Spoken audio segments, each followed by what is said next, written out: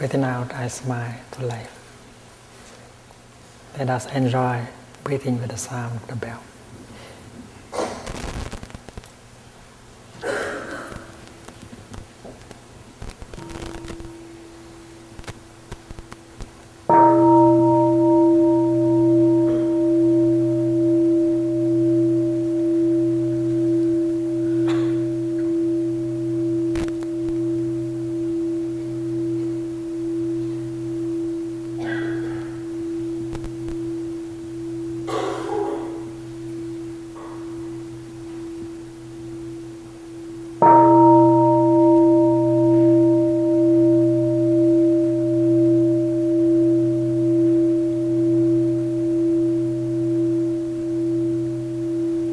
Breathing in, I'm aware that I'm surrounded by the mountains. Breathing out, I smile to the mountains.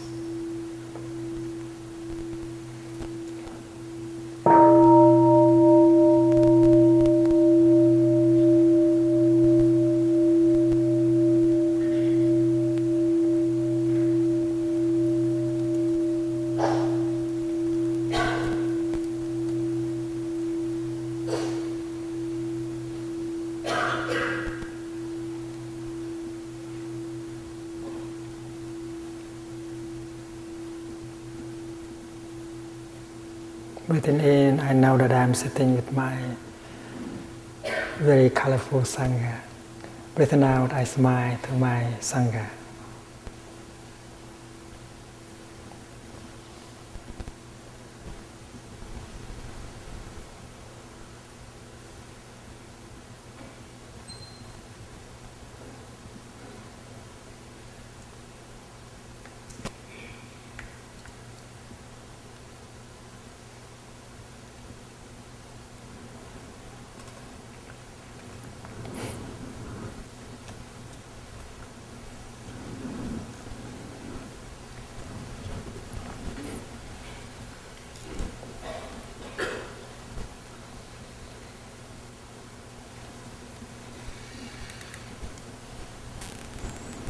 I have arrived, therefore I am not in a hurry.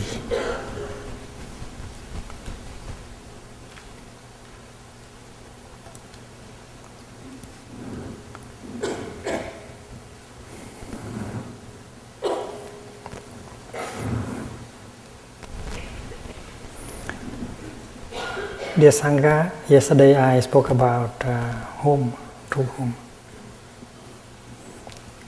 And I told you that I have a home that nobody can take away from me wherever I go.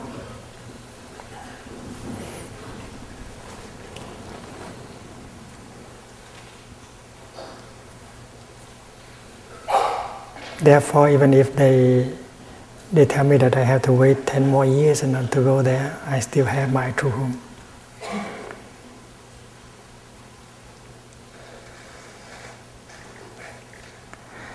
Yesterday I told you that at one time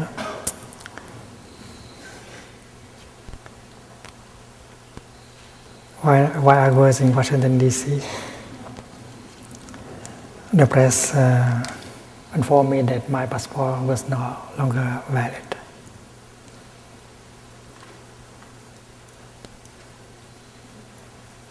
So that I could not, they did that in order for me not to have a chance to go around and speak for the sake of the victims of the war. And people in Washington DC urged me to go into hiding.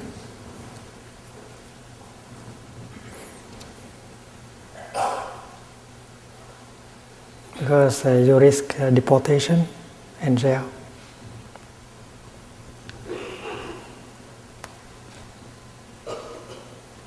So I managed, I did not go hiding. I was forced to seek political asylum in France.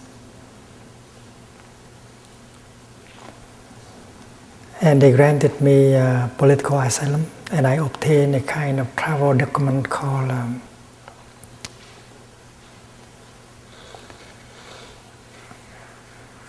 apartheid travel document. You don't have a patrie, you don't have a country. You don't belong to any country without fatherland or motherland. Apartheid. The English word is expatriate. Yeah. So I had that travel document.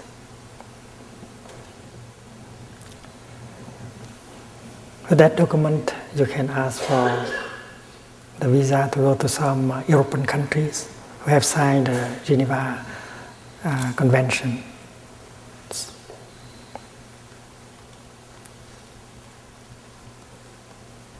But for countries like Canada, United States of America, where you have to seek for a visa, it's very difficult to ask for a visa when you do not have a country.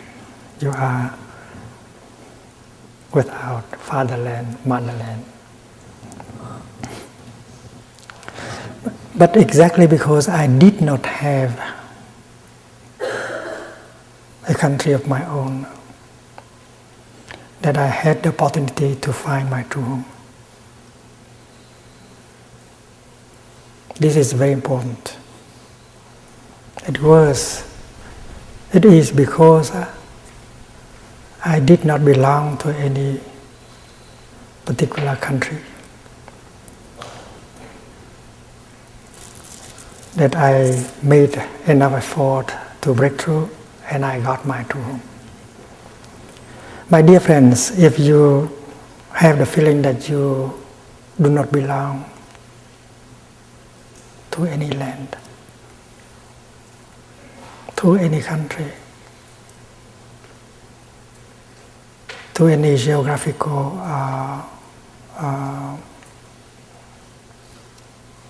spot, to any cultural heritage, to any particular ethnic group. When you go to Japan, you don't feel that Japan accepts you.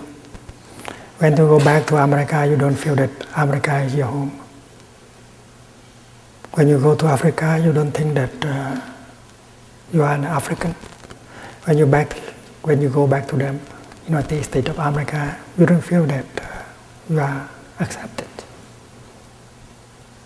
When you have that feeling that you are not accepted, that you have nothing to belong to, you have no identity, that is when you have a chance to break through to your true home. That is my case. It was my case. My true home is not limited to any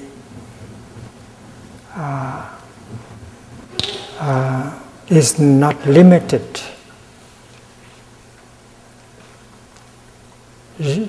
geographically speaking,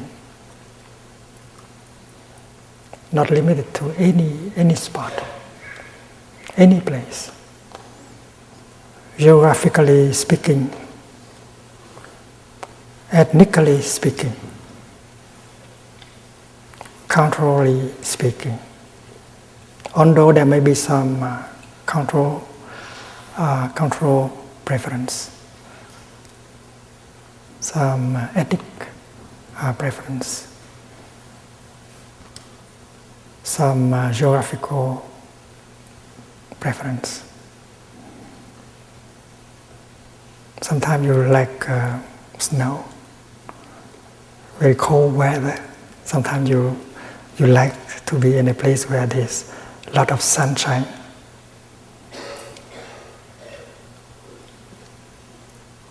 You might have preference, but you do not discriminate. All belong to you.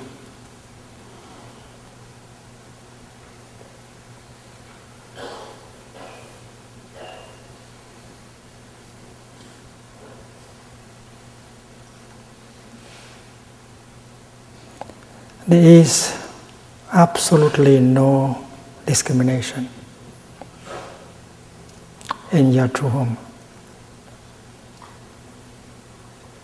You may prefer something sometime, but you do not discriminate against anything in terms of geography, ethnicity, culture, because everything is beautiful. Everything may be beautiful. Anywhere may be beautiful. And you do not have just one portion of it, you have the totality of it.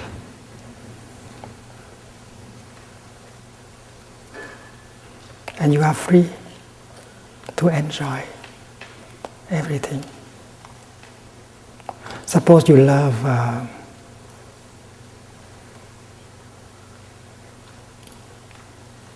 orange. You consider orange to be your favorite fruit. And you are free to enjoy your oranges. But nothing prevents you to enjoy other kind of fruits like mango, kiwi, or even durian.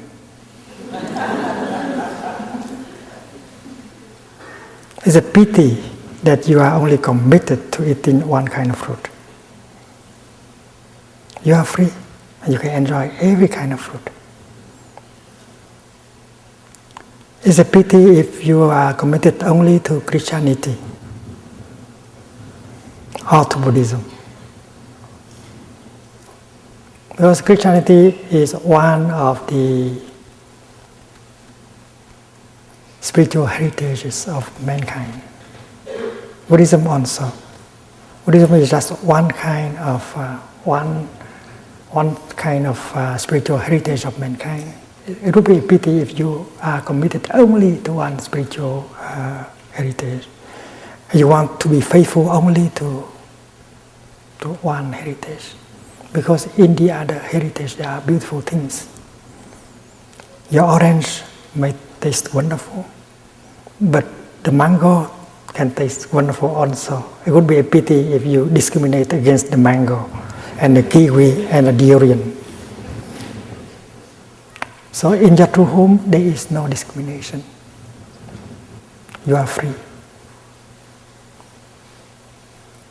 And when you live with the wisdom of non-discrimination, you don't suffer. You have a lot of wisdom, and you embrace everyone, every country, every culture, every ethnic group. And that is my case. I don't discriminate against anything at all. I love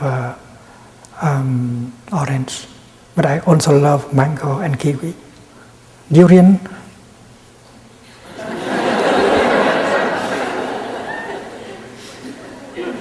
although I don't eat it,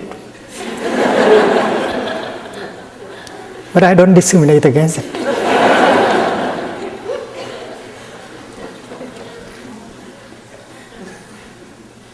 And my friends, my disciples, eat it for me.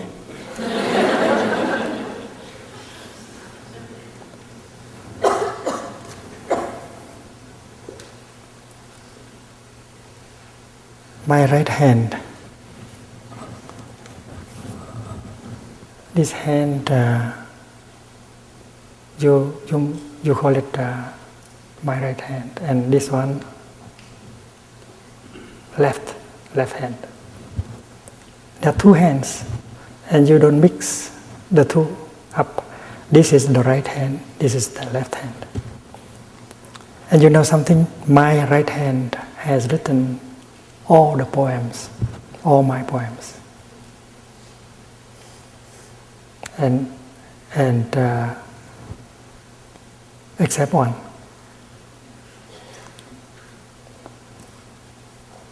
I never wrote. I always write down my poem with a pen. Except one time, I did not have a pen. So there was a poem in me that wanted to go out, and I did not have a pen. So there was a typewriter on the table. So I took out an old envelope and rolled it into the typewriter, and I typed my poem. And that was the unique time when my left hand participating into poetry writing. And I remember the title of the poem, The Little Buffalo Chasing After the Sun. And yet my right hand never has a complex of superiority. My right hand does not think or say things like left hand. Do you know? Do you know that I have written all the poems except one? Do you know that I can do calligraphy? I can invite the bell to sound. And you, your left hand, does not seem to be good for anything. My right hand never has that kind of thinking, that kind of attitude. And that is why my right hand never suffers because of jealousy, or especially of the superiority complex. When you feel that you are more powerful, more talented, more important, then you suffer, because that is a complex of superiority. Not only when you have the complex of inferiority, when you have low self-esteem that you suffer, but when you have that kind of high self-esteem, you suffer.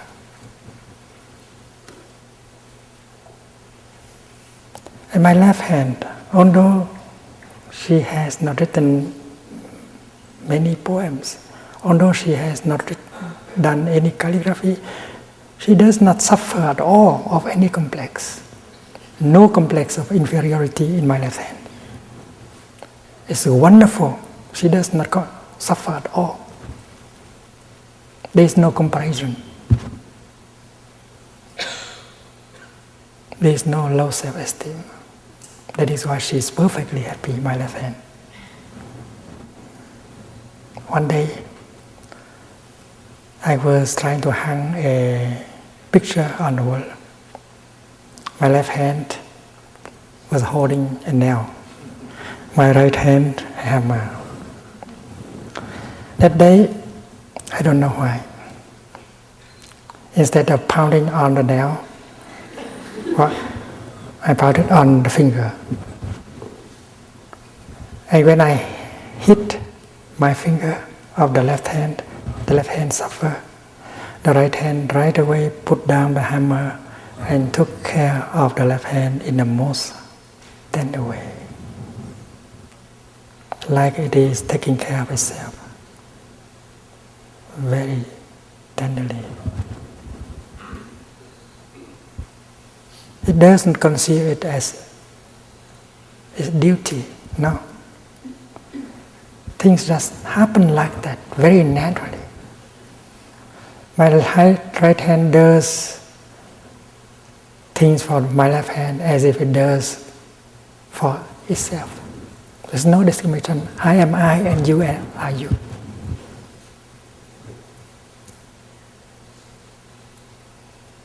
Remember that psychologist who said, I am me and you are you. You are you.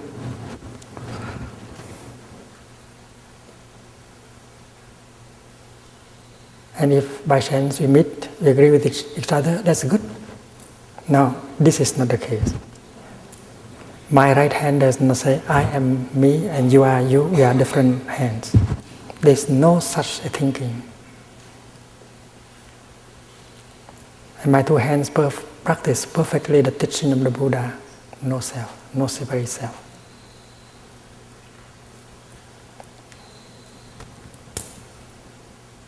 My right hand considers the suffering of my left hand as his own suffering. That is why it does He did everything in order to take care of the left hand. My left hand did not have any anger at all. I assure you, please believe me. My left hand did not have any anger toward my hand. It did not say, "You, right hand, you have done me injustice. Give me that hammer. I want justice." There's no thinking, no such thing.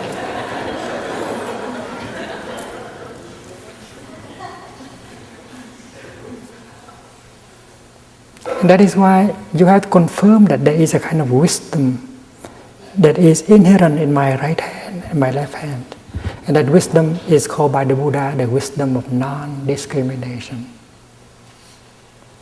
If you have it, you don't have to suffer at all. The wisdom of non-discrimination is written in Chinese like this.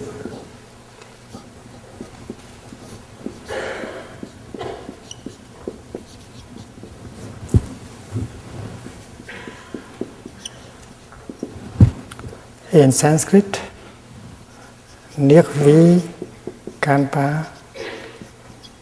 Snana. Vikalpa, discrimination. Nirvikalpa, non-discrimination. Jnana, wisdom, the wisdom of non-discrimination.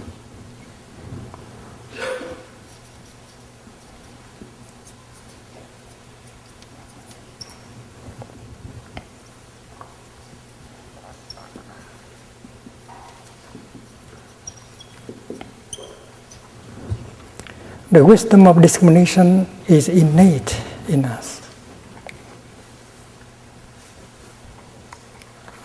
But if we allow wrong perceptions and habit energies to cover it up, it cannot manifest.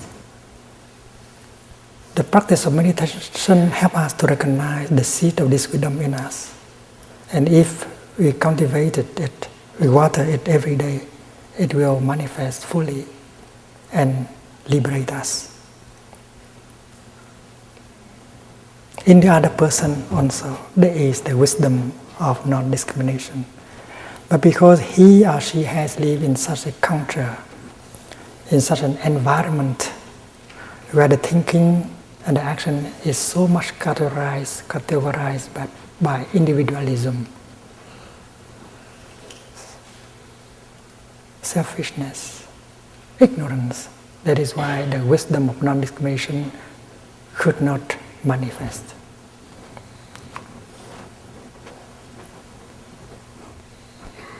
That year I went to Italy for a retreat. And I noticed that they planted olive trees by groups of 3 or 4. I was surprised. I asked, why do you plant olive trees in groups of 3 or 4? They said, no, we did not. But in fact, if you look, you see groups of olive trees of 3 or 4.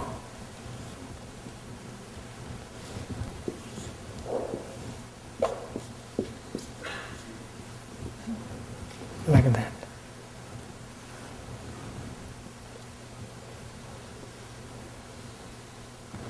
They explain, it's not 3 olive trees or 4, it's just 1. That year it was so cold that all the olive trees died. But down there, deep down there, on the level of the root, they did not die. So after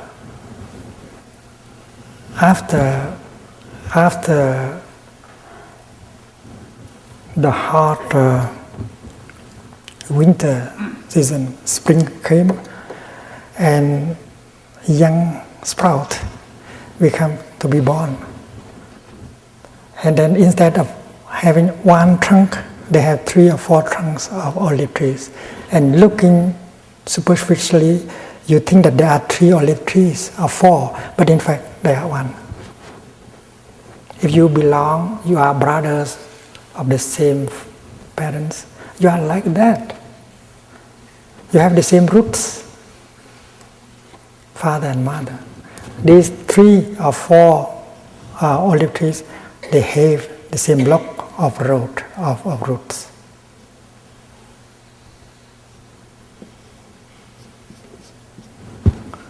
They look like 3 different trees, 4 different olive trees, but they are just one.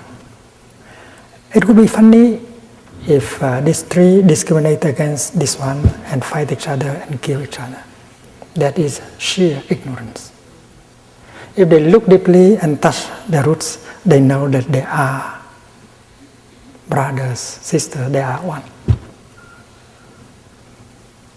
Suppose the Israelis touch the wisdom of non-discrimination. They find out that the Palestinians are their brothers. They are like the right hand and the left hand. And it would be very silly to consider each other as enemies and killing each other for the sake of survival.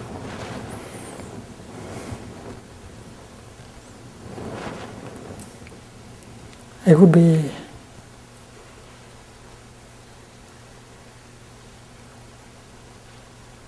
a pity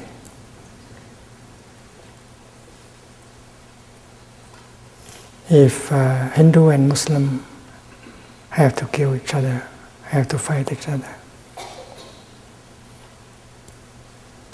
It would be a pity if Catholics and Protestants fight and kill each other, because they are of the same roots.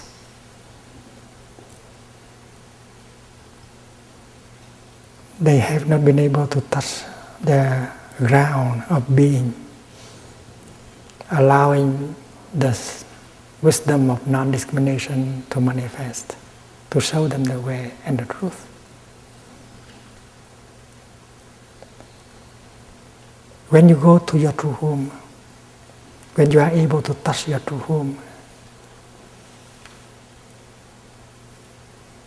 you see that everything includes everything else.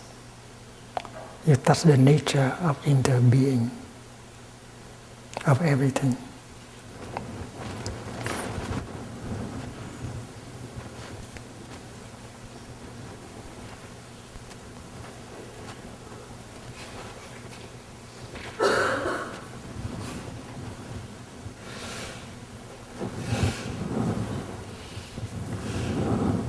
This flower. If you look deeply into the flower, you see what?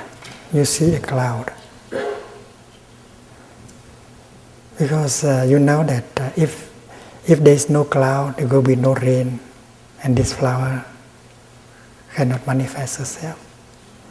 So looking into the flower, you see an element. You don't call flower, but it is part of the flower. Cloud or water. If you remove the cloud from the water, from the cloud, from the flower cannot be there for you anymore. And if you look deeply, you see the sunshine. Well, the sunshine is in it. Without the sunshine, nothing can grow. I can touch the sunshine by touching the petal of the flower. If you remove the sunshine, the flower will disappear. When you look into the flower, you see the earth. You see the minerals. You cannot remove the element soil and minerals out of the flower. It will collapse. It will vanish. That is why you can say that a flower is made only of non-flower elements, right? Cloud is a non-flower element, essential to the flower. Sunshine is a non-flower element. The soil, the compost are non-flower elements. Without non-flower element, a flower cannot manifest itself as a wonderful thing.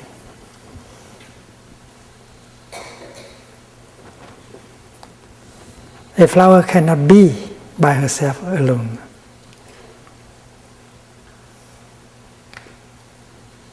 Without the sunshine, without the rain, without the soil, a flower cannot be. A flower can only interbe with the sunshine, with the cloud, with the soil, with the farmer, and everything. So to be means to interbe. You cannot be by yourself alone. And a flower is made exclusively of non-flower elements.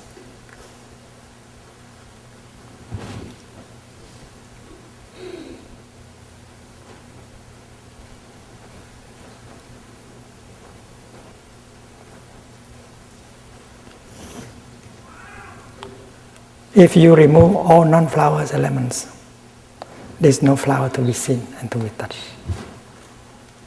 So the flower has no separate existence. You cannot imagine that there is a flower without sunshine, without cloud, without soil. Such a thing does not exist, and the Buddha called it a self.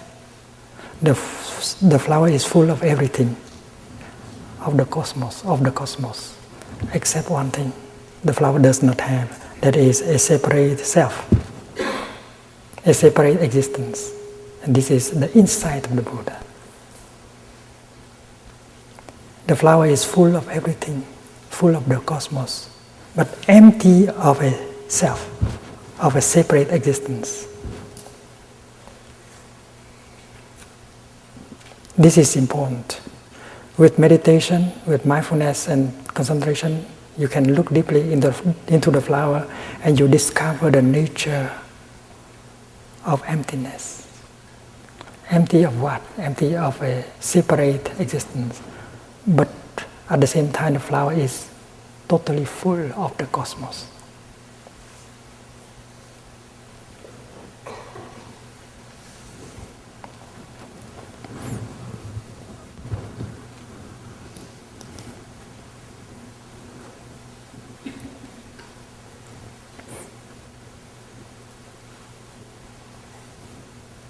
So to be,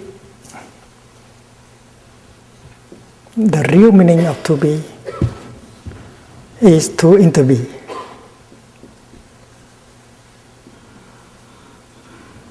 You cannot be by yourself alone. You have to interbe with everyone else, everything else. That is the case of the flower. That is the case of the table. That is the case of the house. That is the case of river.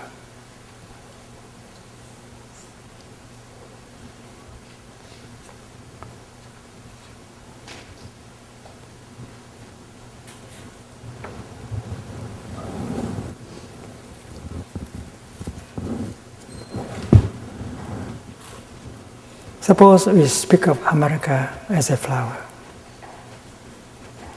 What is America made of? Only non-American elements. Culturally speaking, America is made only of non-American elements. Ethnically speaking, America is made only of non-American elements. Geographically speaking, it's the same. America has no self, no separate self. And America cannot be by herself alone. America has to interbe with non-American elements. And this is the teaching of the Buddha. This is the insight that you can touch with the practice of looking deeply. America is made only of non-American elements. And if you have that wisdom, you do everything in order to protect non-American elements. If you destroy non-American elements, you destroy America. Right?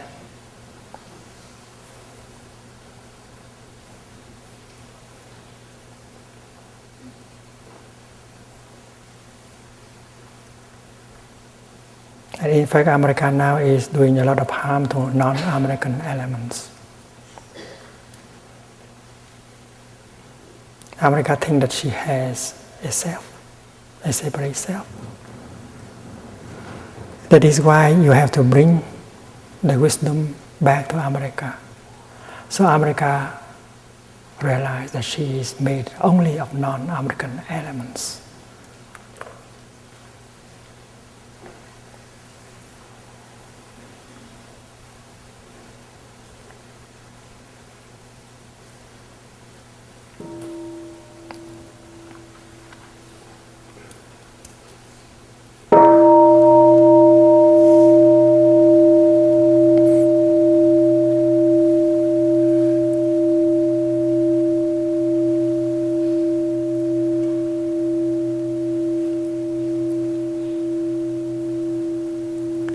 If America is made only of non-American elements, and then the American citizen,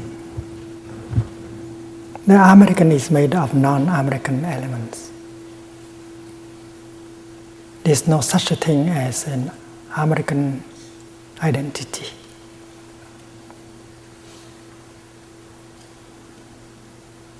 Looking deeply into an American, you see only non-American elements. There's no such a thing called a American entity. Scientifically speaking,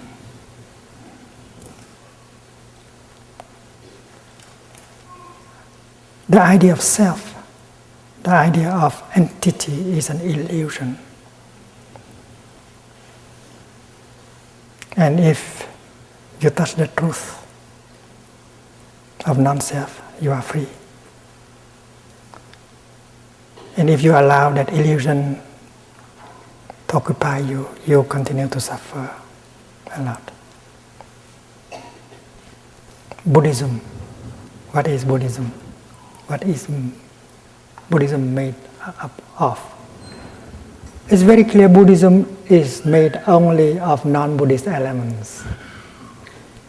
That's why it's silly to die for Buddhism, to kill for Buddhism.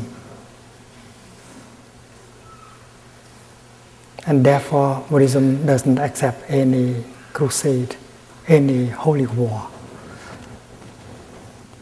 Because in Buddhism there should be the wisdom of non-discrimination, the wisdom of no self. That is why if you consider to be a Buddhist, you don't fight for Buddhism in such a way that you destroy non-Buddhist elements. A holy war in Buddhism is unthinkable, unacceptable. Because if you wage war against non-Buddhist elements, you wage war against Buddhism. Because Buddhism is made only of non-Buddhist elements. That is why the spirit of tolerance, of all embracing in Buddhism is so clear. As a Buddhist, you are not caught in the idea that Buddhism is a self. As a true Buddhist, you embrace all non-Buddhist elements. You don't discriminate against Christianity, Judaism, Islam, because looking deeply, you see beautiful elements in every tradition. You can see Buddhist elements in that tradition, and you can help them to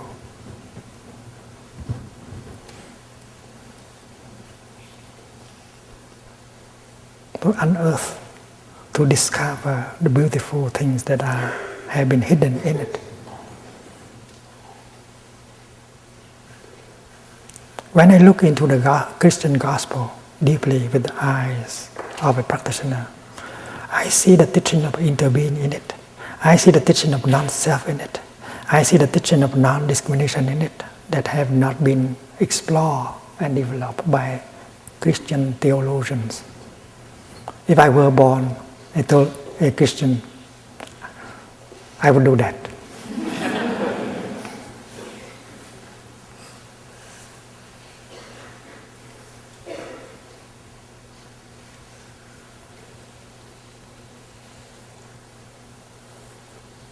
You call me a Vietnamese, and you are very sure that I am a Vietnamese. And you consider Vietnamese as an identity.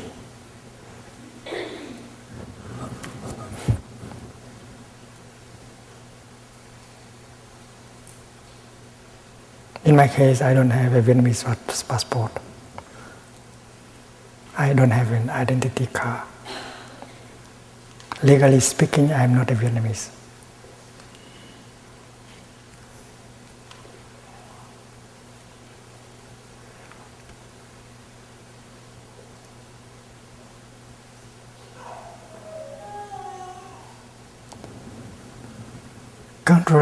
Culturally speaking in terms of culture,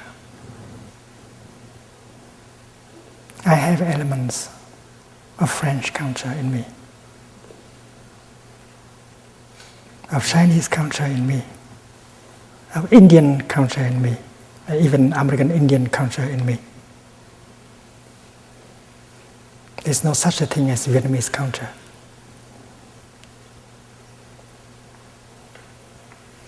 And when you look into my writing, my person, my Dhamma talk, you can discover several sources of culture and control streams. Ethnically speaking, there is no such a race called Vietnamese race.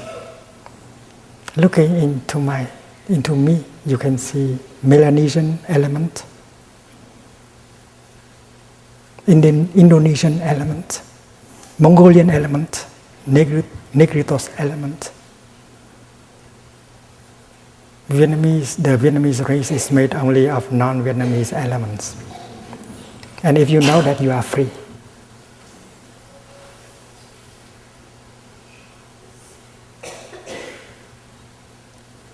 The cosmos have come together in order to help you to manifest. And in you, the whole cosmos can be found.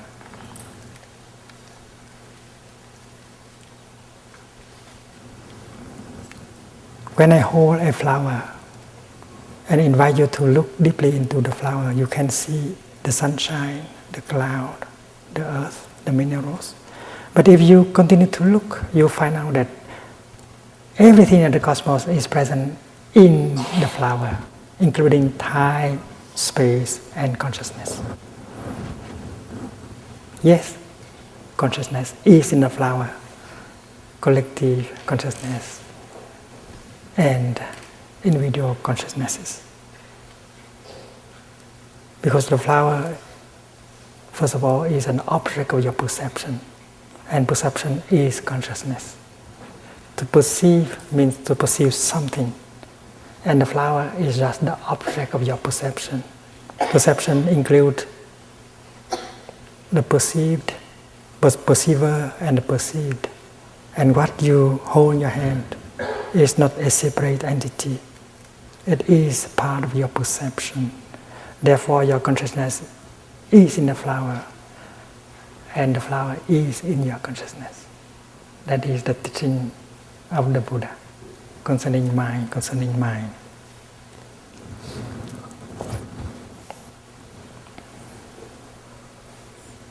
The wisdom of interbeing help you to touch your nature of interbeing. The wisdom of interbeing help you to touch the wisdom of non-discrimination in you and set you free. There is no more discrimination. There is no more hatred. You don't think that you want to belong just to one geographical area and cultural identity. Looking into yourself, you see a multitude of ethnic sources, a multitude of cultural sources. And you can see the presence of the whole cosmos within yourself. You may manifest as a lotus flower. You might manifest as a magnolia flower. You might manifest as an orange flower. But every kind of flower is beautiful. Whether that flower is red, or yellow, or white, or black. Scientifically, you know that a color has no self. A color is made only of elements, other colors. Looking deeply into one color, you see all the other colors in it. White, the color of white is made of non-white elements. And that can be proved scientifically. The color brown is made of non-brown elements. The color black is made of non-black elements. We inter-are. That is the fact. We inter-are. You are in me and I am in you. It's silly to discriminate against each other.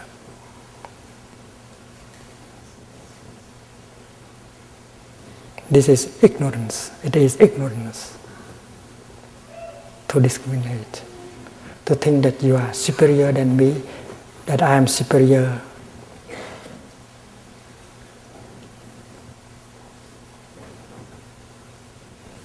To you, and so on.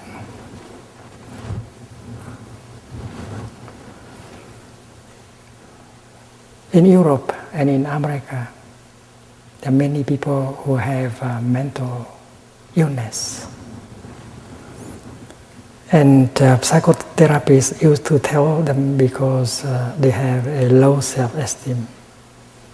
And that's why they suffer.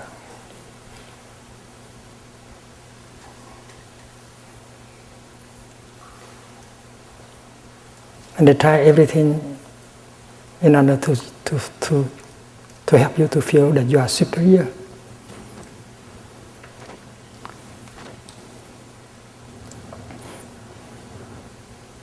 In this winter retreat, the monastics in the Deer Park study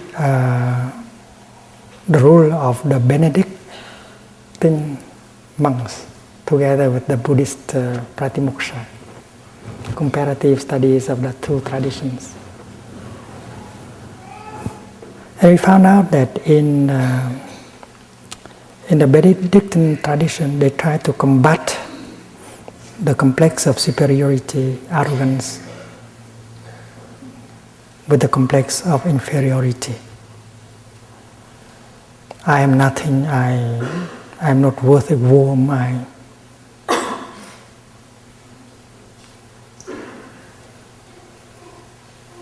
because the complex, the feeling that you are superior, can bring about a lot of suffering. That is why, in order to counter, to heal it, you use the complex of inferiority.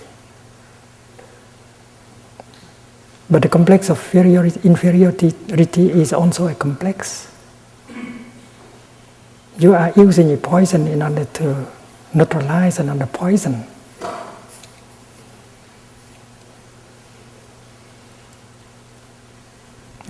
According to the teaching of the Buddha, there is no self. You cannot compare.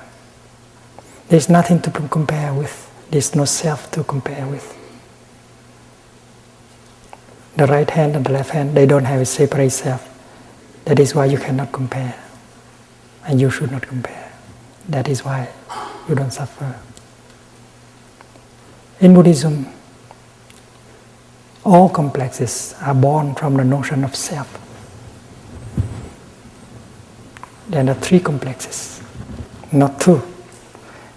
the complex of superiority called thắng mạng.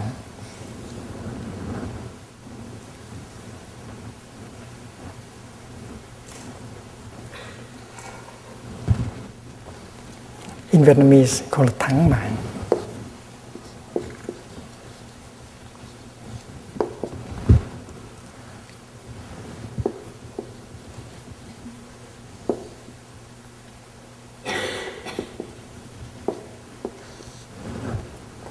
And if you think that you are superior to him or to her or to them, you are sick.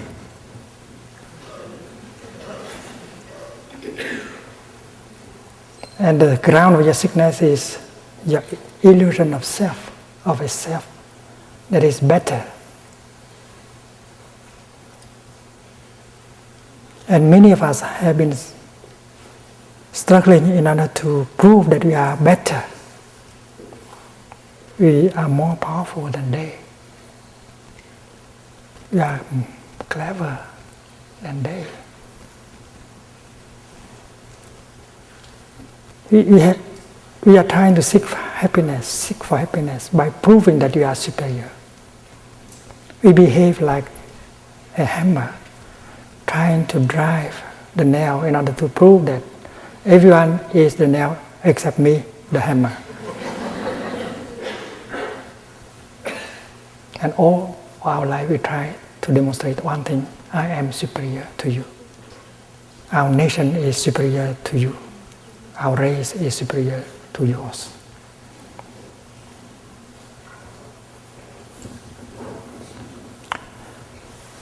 You want to prove that you are, military speaking, you are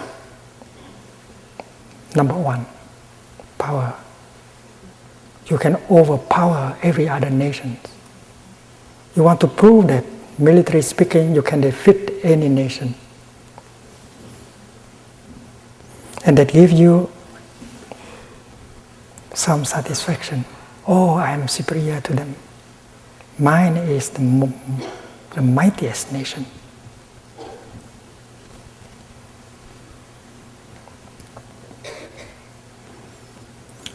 And when they suffer, the other side suffer. They wanted to respond in the same way. They want to say that we are not nothing. We are something. If you can hit us that way, we can hit you back the other way.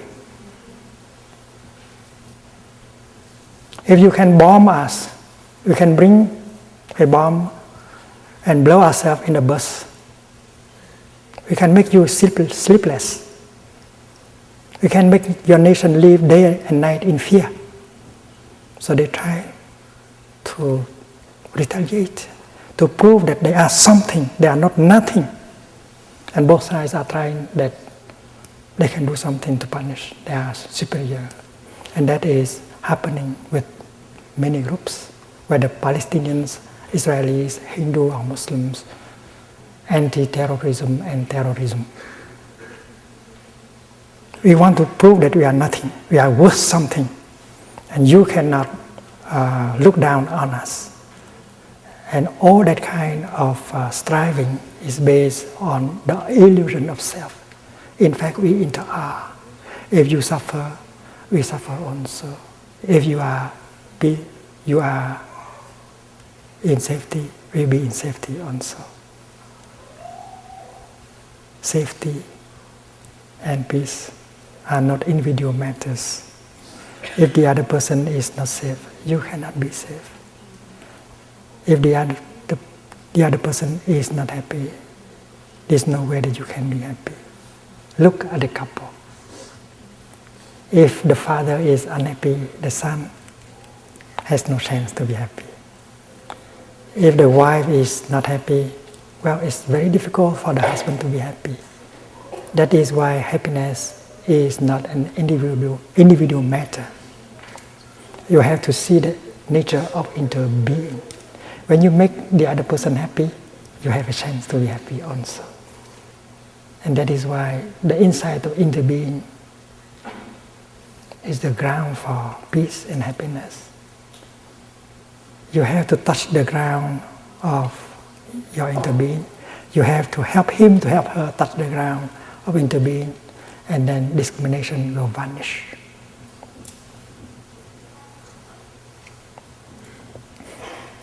So the complex of superiority brings a lot of suffering to you and to them. Because when they suffer of the complex of inferiority, they struggle and they make you suffer.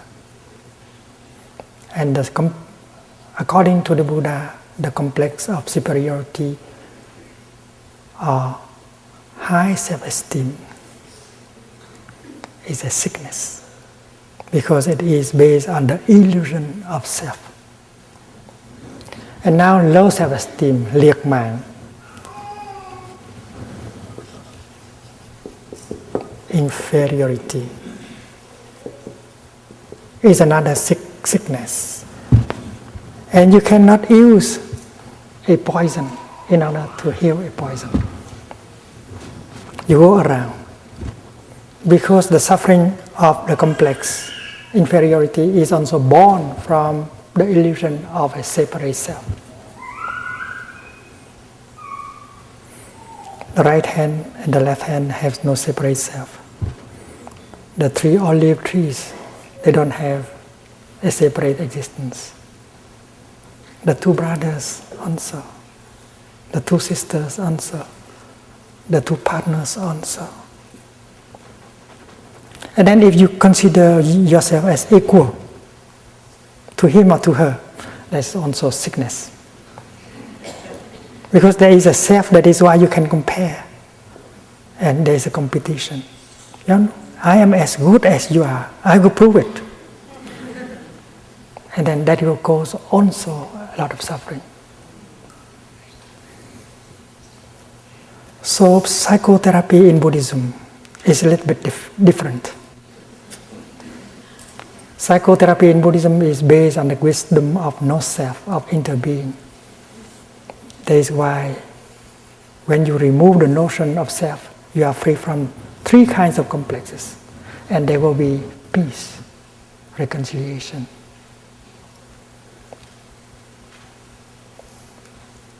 And brotherhood and sisterhood.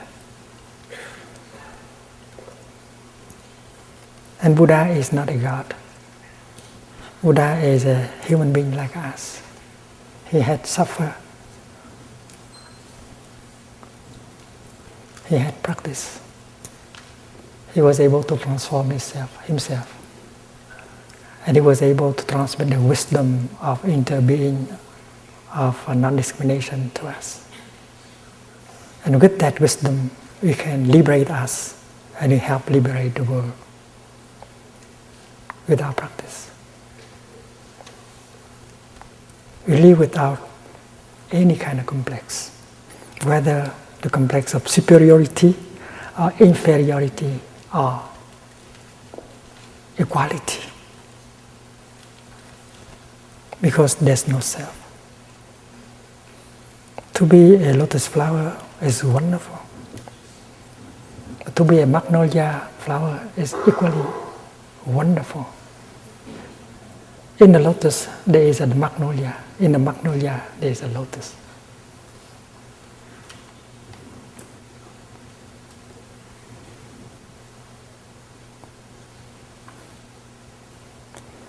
The Buddha told us that man is made of non-man elements, namely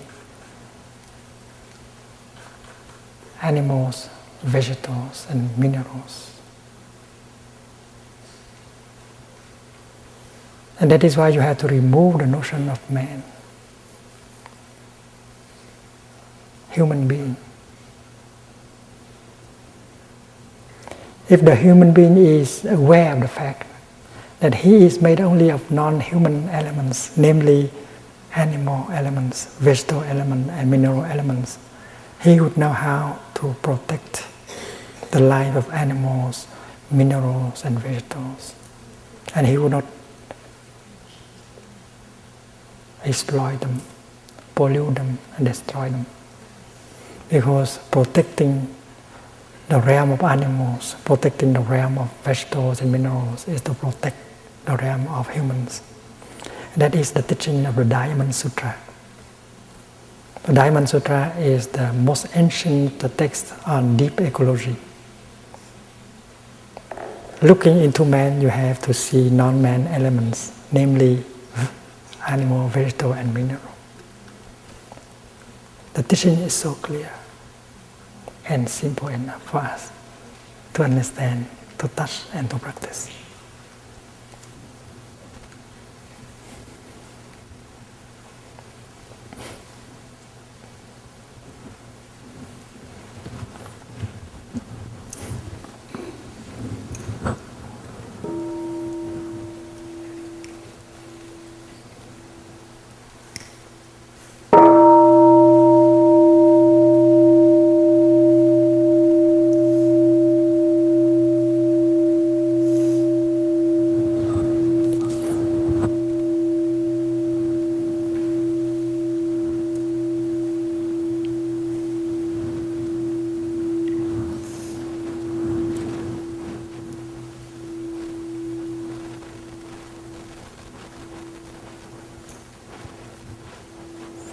Thầy need some non-Thai elements.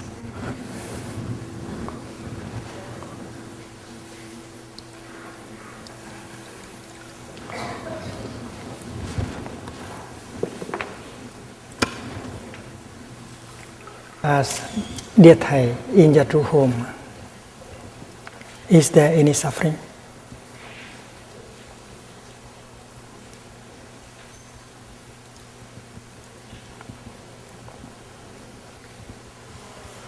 You enjoy your true home,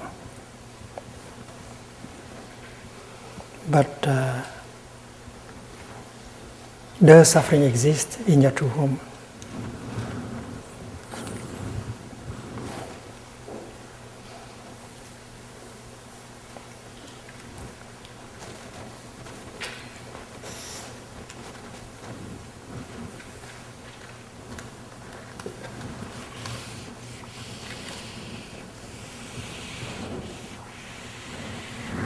The Four Noble Truths. And the first Noble Truth is ill being, dukkha.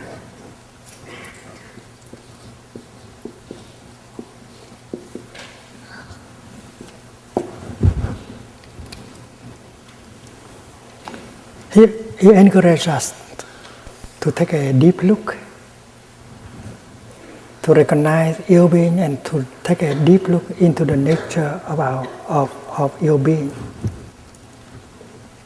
He advises us not to try to run away from ill being.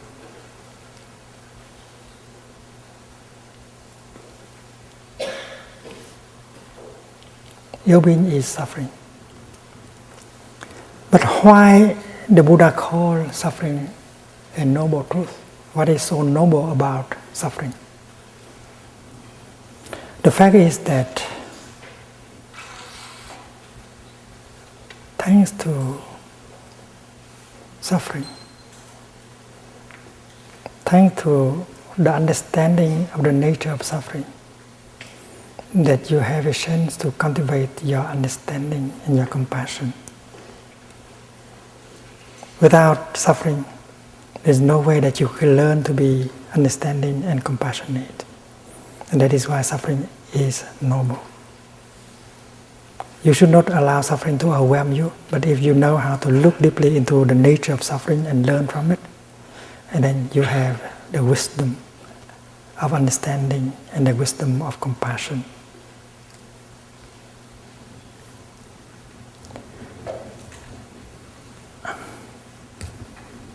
An ill being can be described in terms of violence.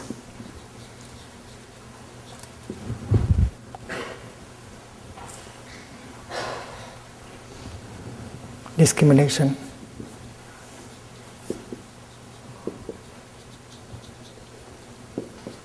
hate,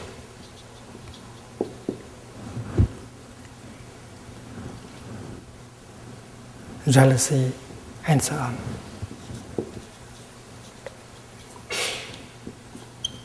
anger, craving.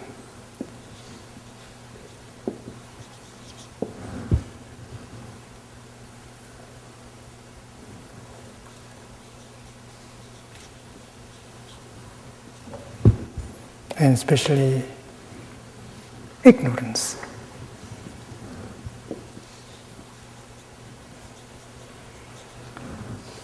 Because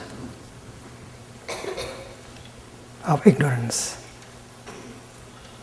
we do a lot of things that make us suffer and make the other persons suffer. In the Gospel, I said, Lord, forgive them because they don't know what they are doing.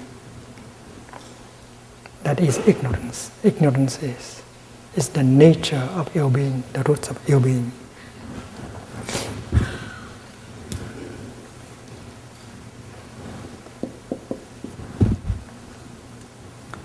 And Buddha spoke about the second noble truth, which is the making of ill being. How ill being has been made. What is the root of ill being? What is the cause of ill being? The path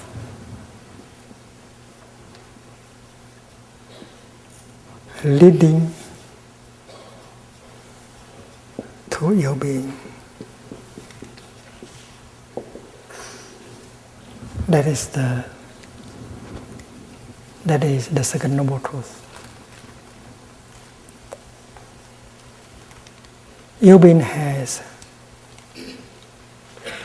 its roots, and for a practitioner, when she looks deeply into the nature of ill being, she discovers the roots of that ill being.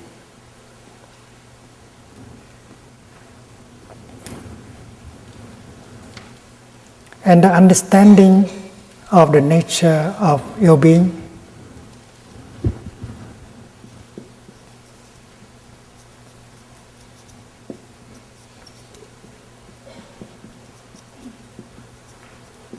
suddenly the fourth noble truth reveals itself.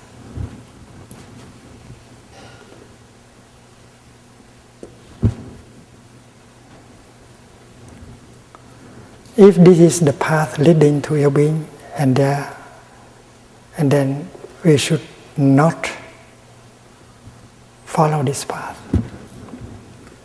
We recognize this path as ignoble, the ignoble path.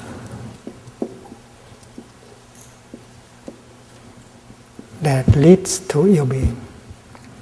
We discover a noble path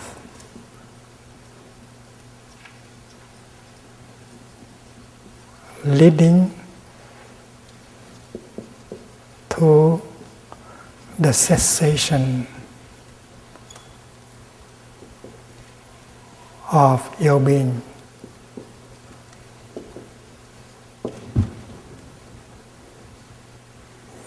And of course, the third noble truth is the cessation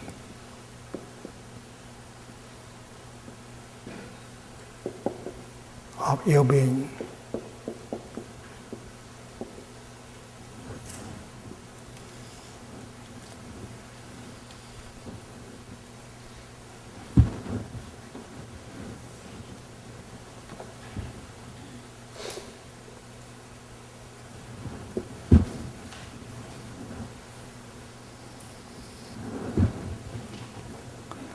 The cessation of ill being means the birth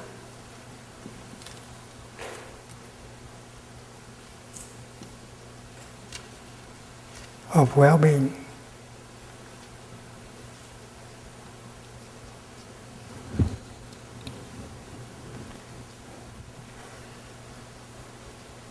Ill-being means the absence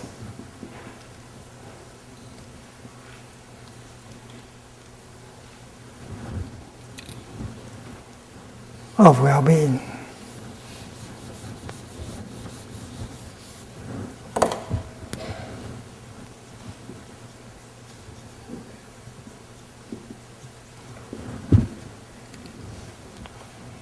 the absence of ill-being means the presence of well-being.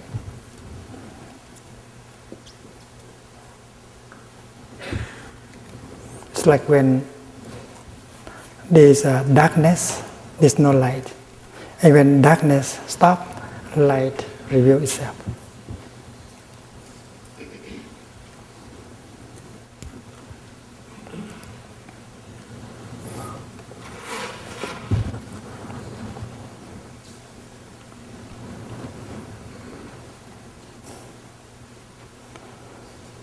According to the teaching and the practice, the presence of well-being is possible.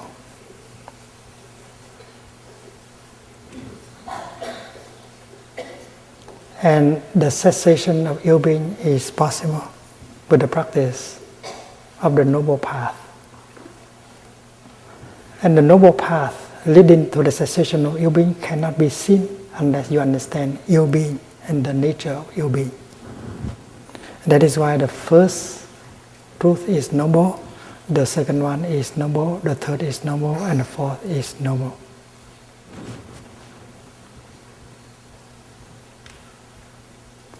The noble path leading to the cessation of ill-being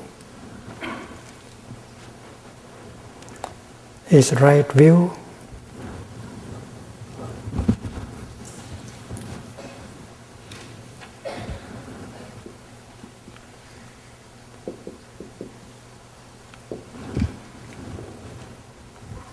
the wisdom of non-discrimination, the wisdom of interbeing. And when you have that wisdom, you have right thinking.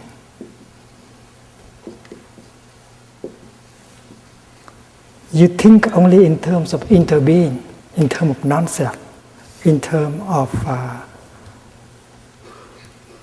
non-discrimination. When your thinking is characterized by discrimination and anger, that's not right thinking. That's wrong thinking, leading to wrong action and wrong speech. And that is why right thinking is the kind of thinking that goes along with understanding and love and compassion. Because they are born from right view, from the wisdom of interbeing, the wisdom of non-discrimination. And when your thinking is right, your speech will be right. Right speech.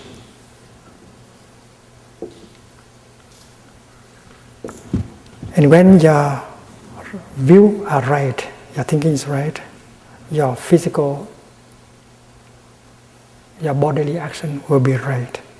Right action.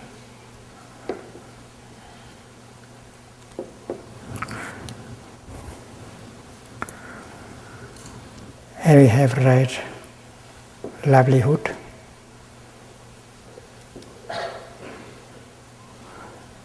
Etc. This is not quite course on Buddhism. This is a retreat.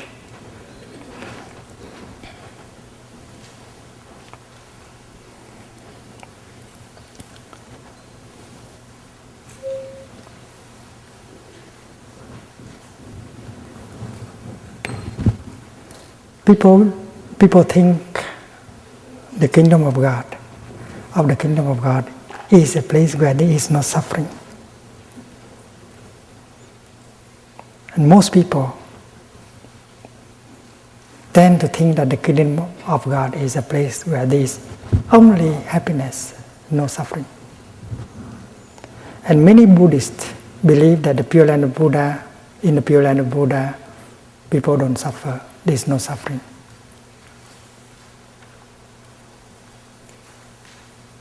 And this is dualistic thinking.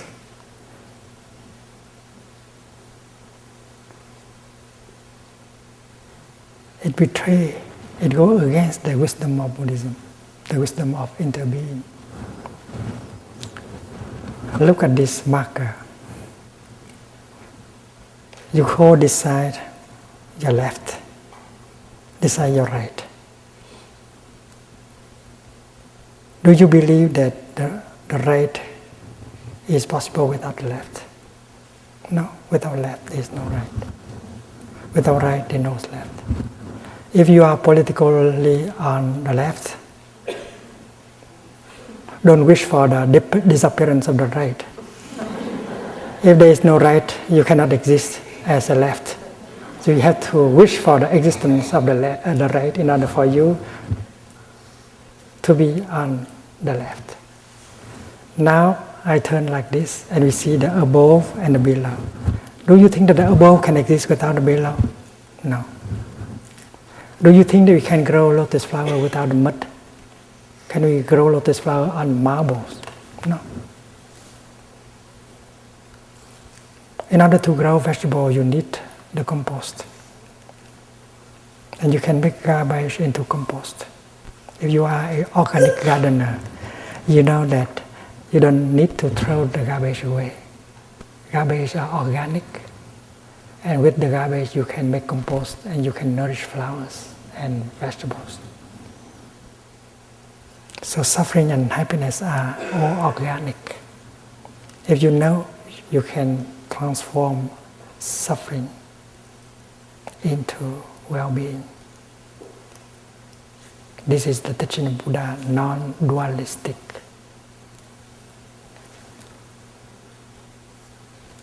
There is no lotus flower possible without the mud. There is no understanding and compassion without suffering. I would never want to send my children to a place where there is no suffering. Because in such a place, my children have no chance to learn how to understand and to be compassionate.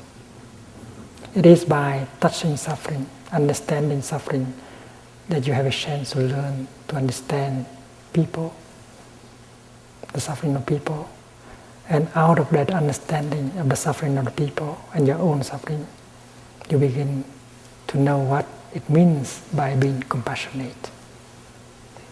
No lotus flower can be without mud. And that is why my definition of the kingdom of God is not a place where there is no suffering. There is suffering. But there is an opportunity for you to cultivate understanding and compassion. So my definition of the kingdom of God is a place where there is understanding and compassion. A place where there is no understanding and compassion is hell.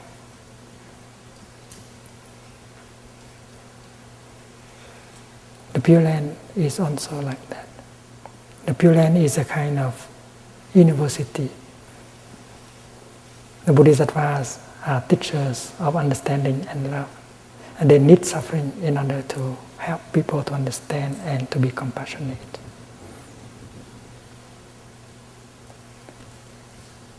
Even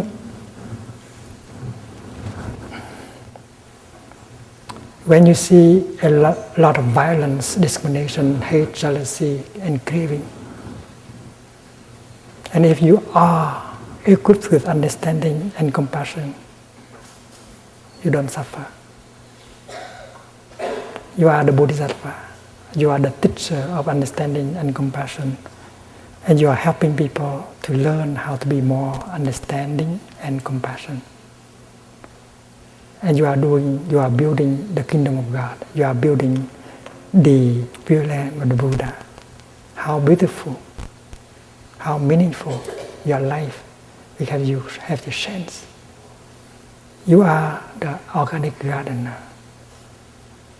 You know how to make use of the garbage in order to nourish the flowers and the vegetables. You are making life more beautiful, more meaningful, because you have the power of understanding and compassion in you. And understanding and compassion protect you. You don't have to suffer, even if there is anger, there is violence, there is discrimination against you.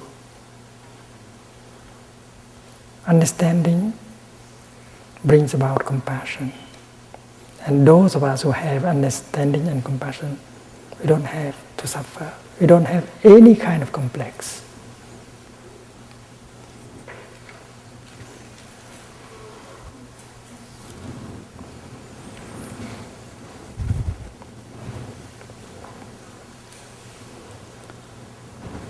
And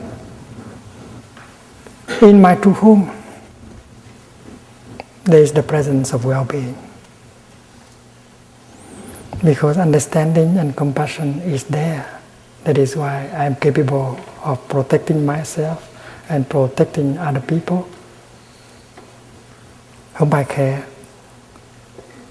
I help them to cultivate more understanding and compassion for them not to suffer because of the presence of these negative things. A garden should have both garbage and flowers. And the gardener, if she is an organic gardener, she knows how to master the situation, how to handle the garbage in order for the flower to be protected and to grow. And that is why in a world where there is violence, discrimination, hate and craving, if you are equipped with wisdom, right view, the wisdom of interbeing, the wisdom of non-discrimination, you don't have to suffer. Pain is inevitable, but suffering is optional. You are protected by understanding and compassion. You are not a victim anymore. You are not their victim anymore. It is them who are the victims of their ignorance, their discrimination, and they are the object of your work. You are living in such a way so that you can help them to remove, to transform their ignorance, their discrimination, their craving, their hatred. Craving is born from ignorance.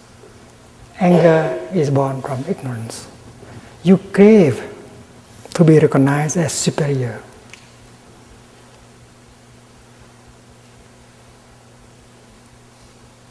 You crave for power, for fame, for wealth. You don't know that around us many people who have plenty of power, of fame and of wealth, they suffer very deeply of solitude, of loneliness, of despair. And many of them have committed suicide.